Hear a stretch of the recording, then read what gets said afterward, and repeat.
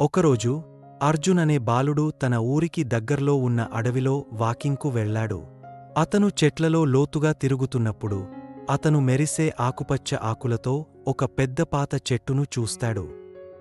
అర్జున్ విశ్రాంతి తీసుకోవడానికి చెట్టు కింద కూర్చున్నాడు. అకస్మాత్తుగా చెట్టు మాట్లాడటం ప్రారంభించింది.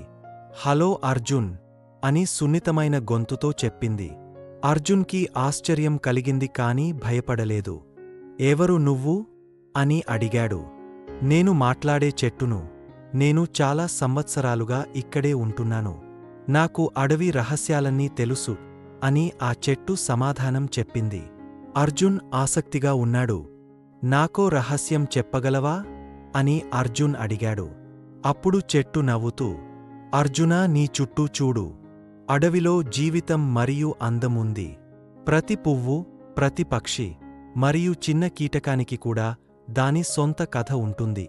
అర్జున్ చుట్టూ చూశాడు మరియు రంగురంగుల పువ్వులు వికసించడం, పక్షులు పాడటం మరియు తేనెటీగలు సందడి చేయడం గమనించాడు. అడవి ఎంత అందంగా ఉందో అని అర్జునికి అర్థమైంది. ఆ చెట్టు అర్జున్తో మాట్లాడటం కొనసాగస్తూ, గుర్తుంచుకో అర్జున్, ఎప్పుడూ ప్రకృతి పట్ల దయగా ఉండు. నువ్వు అడవిని సంరక్షిస్తే అది నిన్ను చూసుకుంటుంది. అర్జున్ తల ఊపి చెట్టుకు ధన్యవాదములు చెప్పాడు.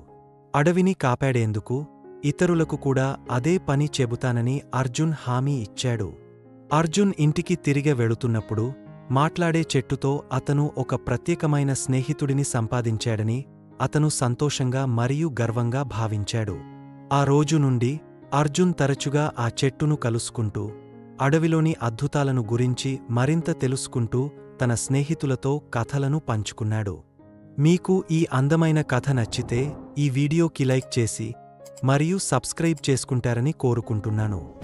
ధన్యవాదాలు.